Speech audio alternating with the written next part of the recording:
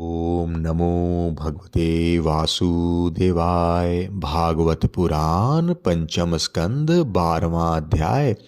रहुगण का प्रश्न और भरत जी का समाधान। राजा रहुगण ने कहा, भगवान, मैं आपको नमस्कार करता हूँ। आपने जगत के उद्धार करने के लिए ही यह देह धारण की है। योगेश्वर, अपने परमानंदमय स्वरूप का अनुभव करके आप इस स्थूल शरीर से उदासीन हो गए हैं तथा एक जड़ ब्राह्मण के वेश से अपने नित्य ज्ञानमय स्वरूप को जन साधारण की दृष्टि से ओझल किए हुए हैं। मैं आपको बार बार नमस्कार करता हूँ। ब्राह्मण जिस प्रकार ज्वर से पीड़ित रोगी के लिए मीठी औषधि और धूप से तपे हुए पुरुष के लिए शीतल जल अमृत तुल्य होता है, उसी प्रकार मेरे लिए जिसकी विवेक बुद्धि को दे अभिमान रूप विषैले सर्प ने डस लिया है, आपके वचन अमृतमय औषधि के समान है। देव, मैं आपसे अपने संशयों की निवृत्ति तो पीछे करवाऊंगा। पहले तो इस समय आपने जो अध्यात्म योग में उपदेश दिया है उसी को सरल करके समझाइए। उसे समझने के लिए मुझे बड़ी उत्कंठा है। योगेश्वर, आपने जो यह कहा कि भार उठाने की क्रिया तथा उससे जो श्रम रूप फल होता है, वे दोनों ही प्रत्यक्ष होने पर केवल व्यवहार मूलक ही हैं, वास्तव में सत्य नहीं है। वे तत्व विचार के सामने कुछ भी नहीं है। ठहरते सो इस विषय में मेरा मन चक्कर खा रहा है। आपके इस कथन का मर्म मेरे समझ में नहीं आ रहा है। जड़ भरत ने कहा, पृथ्वीपते, यह देह पृथ्वी का विकार है। पाषाण आदि से इसका क्या भेद है।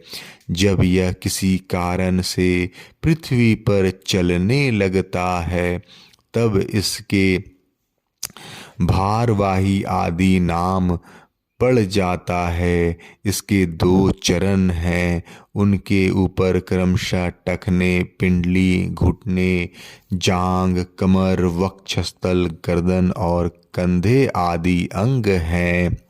कंधों के ऊपर लकड़ी की पालकी की रखी हुई है, उसमें भी शौरवी राज नाम का एक पार्थिव विकार ही है, जिससे आत्म बुद्धि रूप अभिमान करने से तुम मैं सिंधु देश का राजा हूँ इस प्रबल मद से अंधे हो रहे हो, किंतु इसी से तुम्हारी कोई श्रेष्ठता सिद्ध नहीं होती। वास्तव में तो तुम बड़े क्रूर और धृष्ट हो। तुमने इन बेचारे दिन दुखिया कहारों को बेगार में पकड़कर पालकी में जोत रखा है और फिर महापुरुषों की सभा में बढ़ बढ़कर बातें बनाते हो कि मैं लोगों की रक्षा करने वाला हूँ। यह तुम्हें शोभा नहीं देता। हम देखते हैं कि संपूर्ण चराचर भूत सर्वदा पृथ्वी से ही उत्पन्न होते हैं और पृथ्वी में ही लीन होते हैं। अतः उनके क्रिया भेद के कारण जो अलग अलग नाम पड़ गए हैं, बताओ तो उनके सिवा व्यवहार का और क्या मूल्य है। इस प्रकार पृथ्वी शब्द का व्यवहार भी मिथ्या ही है, वास्तविक नहीं, क्योंकि यह अपने उपादान कारण सूक्ष्म परमाणुओं में लीन हो जाती है और जिनके मिलने से पृथ्वी रूप कार्य की सिद्धि होती है, वे परमाणु अविद्यावश मन से ही कल्पना किए हुए हैं। वास्तव में उनकी भी सत्ता नहीं है। इसी प्रकार और भी जो कुछ पतला मोटा छोटा बड़ा कार्य कारण तथा चेतन और अवचेतन आदि गुणों से युक्त द्वैत प्रपंच है, उसे भी द्रव्य स्वभाव आशय काल और कर्म आदि नामों वाले भगवान की माया का ही कार्य समझो। विशुद्ध परमार्थ रूप अद्वितीय तथा भीतर बाहर के भेद से रहित परिपूर्ण ज्ञान ही सत्य वस्तु है। वह सर्वांतरवर्ती और सर्वथा निर्विकार है। उसी का नाम भगवान है और उसी को पंडित जन वासुदेव कहते हैं। रहुगण महापुरुषों के चरणों की धूलि से अपने को नहलाए बिना केवल तप यज्ञादि वैदिक कर्म अनादि के दान अतिथि सेवा दीन सेवा आदि गृहस्थोचित धर्मानुष्ठान वेदाध्ययन अथवा जल अग्नि या सूर्य की उपासना आदि किसी भी साधन से यह परमात्म ज्ञान प्राप्त नहीं हो सकता।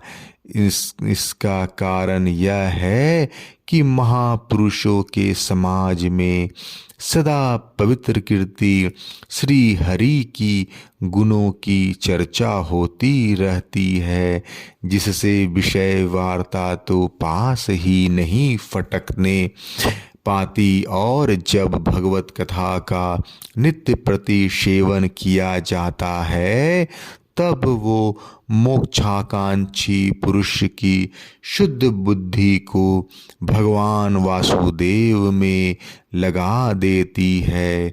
पूर्व जन्म में मैं भरत नाम का राजा था। ऐहिक और पारलौकिक दोनों प्रकार के विषयों से विरक्त होकर भगवान की आराधना में ही लगा रहता था, तो भी एक मृग से आसक्ति हो जाने से मुझ परमार्थ से भ्रष्ट होकर अगले जन्म में मृग बनना पड़ा। किंतु भगवान श्री कृष्ण की आराधना के प्रभाव से उस मृग योनि में भी मेरी पूर्व जन्म की स्मृति लुप्त नहीं हुई। इसी से अब मैं जन संसर्ग से डरकर सर्वदा असंग भाव से गुप्त रूप से ही विचरता रहता हूँ।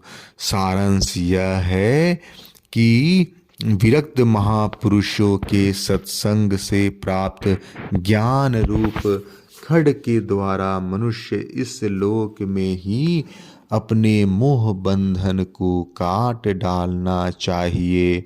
फिर श्री हरि की लीलाओं के कथन और श्रवण से भगवत स्मृति बनी रहने के कारण वह सुगमता से ही संसार मार्ग को पार करके भगवान को प्राप्त कर सकता है। 12वां अध्याय समाप्त। जय श्री कृष्णा।